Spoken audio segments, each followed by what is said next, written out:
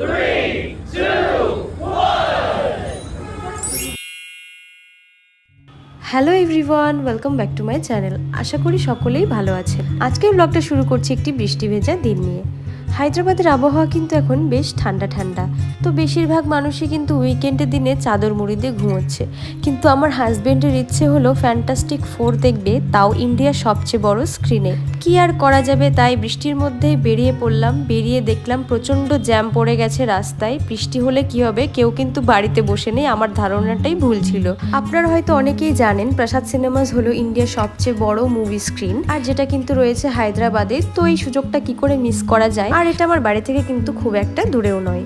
সত্যি এত বড় স্ক্রিনে মুভি দেখে কতটা যে ভালো লেগেছে তা বলে বোঝানো যাবে না। একসময় এটি কিন্তু এশিয়ারও লার্জেস্ট মুভি স্ক্রিন ছিল। যাই হোক, মুভি দেখা শেষ করে আমরা কিন্তু সেখানকারই কেএফসিতে চলে গিয়েছিলাম। খিদেও পেয়ে গেছিল অনেকক্ষণ ধরে, সেই জন্য আর দেরি না করে আমরা খাবার জন্য সোজা চলে গেলাম। বাইরে কিন্তু ছিটে ফোটা বৃষ্টি তখনও হচ্ছিল, আর প্রচণ্ড ঠান্ডা লাগছিল। আমার হায়দ্রাবাদের এই জিনিসটা ভীষণই ভালো লাগে। এখানকার ওয়েদার কিন্তু সবসময় মনোরম থাকে। সামার আসলেও সামারেও কিন্তু অতটাও গরম থাকে না যতটা ওয়েস্ট বেঙ্গলে থাকে। এখানকার ওয়েদার সত্যি খুব ভালো, আর এই মনসুনে তো আরোই ভালো হয়ে উঠেছে ওয়েদার। বুঝতেই পারছি না এটা উইন্টার নাকি মনসুন। যাই হোক, আমরা খাওয়া দাওয়া শেষ করে ভাবলাম যে পাশেই যেহেতু রয়েছে এনটিআর গার্ডেন, সো ঘুরে দেখা যাক সেটা। এটাও কিন্তু একটি বিখ্যাত ট্যুরিস্ট প্লেস এখানকার। দেখতেই পাচ্ছ একটু দূরে দেখা যাচ্ছে ডক্টর বি.আর. আম্বেদকরের স্ট্যাচু। সেখানেও আমরা যাব। একটু এগিয়ে গেলে আমরা কিন্তু সামনে থেকে এটা দেখতে পাবো। এই এলাকাটা কিন্তু পুরোটাই পুলিশ দিয়ে ঘেরা, বিকজ এখানে কিন্তু গভর্নমেন্ট অফিস রয়েছে। বাকি এখানে আসলে কিন্তু তোমার মনটা পুরোটাই হালকা হয়ে যাবে, এতটাই সুন্দর জায়গাটা। সো আমরা সামনে থেকে চলে এলাম দেখার জন্য।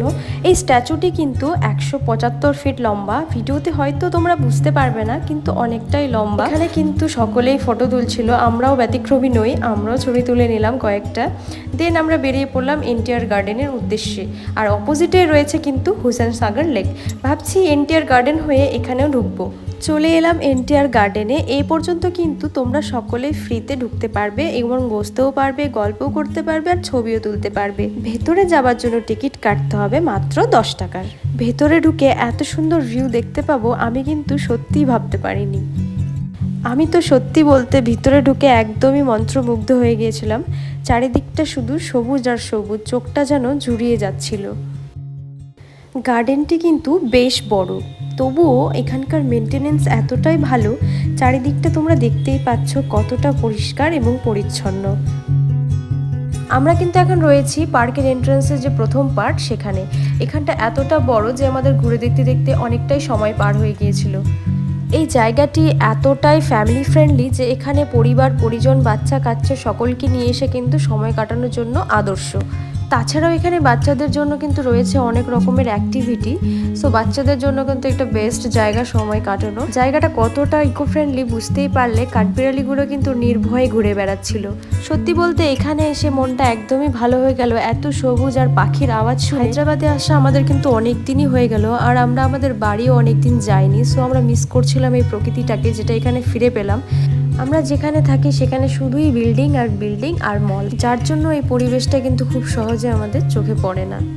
যাই হোক, এবার কিন্তু আমরা চলে এলাম গার্ডেনের সেকেন্ড পার্টে। এটা ছিল আরও ভীষণ সুন্দর। আরও একটা ইন্টারেস্টিং জিনিস, ঘুরতে ঘুরতে পেয়ে গেলাম ধামাল মুভির সেই ডাবলুটা। দেখো তো চিনতে পারছো কিনা? জাস্ট কিডিং, এটা কিন্তু জাস্ট ওরকমই দেখতে একটা গাছ। আরও একটা ইন্টারেস্টিং জিনিস দেখায় চলো। এখান থেকে কিন্তু পাশে রয়েছে এয়ারপোর্ট, যার জন্য কিন্তু প্রতি 5 মিনিট অন্তর অন্তর তুমি এরকম প্লেন দেখতে পাবে। এই হচ্ছে সেই ওভারব্রিজ, যেটা কিন্তু ভিডিওর মাঝখানে তোমরা দেখতেই পাচ্ছিলে। সো এই ওভারব্রিজটার উপরে চলে এলাম। এটা কিন্তু পুরোটাই কাপল জোন, এখানে মেনশন করাই আছে কাপলদের জন্য এই জায়গা। যাই হোক, আমাদের ঘোরা প্রায় কমপ্লিট হয়ে গেছিল, আর এদিকে পাও ব্যথা করছিল, সেজন্য আমরা বেরিয়ে পড়লাম এখান থেকে। আর বেরিয়ে সোজা চলে গেলাম মাত্র কয়েক পা, আর কয়েক পা এগিয়ে কিন্তু রয়েছে এই ওভারব্রিজ, যার ওপারে রয়েছে হুসেন সাগর লেক, বিখ্যাত হুসেন সাগর লেক। তোমরা ভিউটা দেখতেই পাচ্ছ কতটা সুন্দর আর শান্তি রয়েছে। লেকের ধার দিয়ে কিন্তু বসেছে অনেক রকমেরই দোকান, আর রয়েছে কিন্তু অনেক ভিড়। সেজন্য আমরা বেশি দূরে না গিয়ে কাছ থেকেই দেখে চলে এলাম বাড়ির দিকে। লেকের মাঝে কিন্তু রয়েছে গৌতম বুদ্ধার এই স্ট্যাচু, অ্যান্ড এখানে কিন্তু অনেক বাংলা ছবির শুটিং হয়েছে। অনেকটা সময় পেরিয়ে গেছিলো অ্যান্ড সন্ধে হয়ে যাচ্ছিল, তাই আমরা ডিসাইড করলাম মেট্রো ধরে বাড়ি যাওয়া যাক। সো এখান থেকে প্রায় 5 মিনিট দূরেই রয়েছে মেট্রো স্টেশন। তো আমরা মেট্রোতে উঠে বাড়ি চলে এলাম। তো আজকের ভিডিওটা এই পর্যন্তই। যদি ভিডিওটি ভালো লেগে থাকে তবে অবশ্যই পাশে থাকবেন।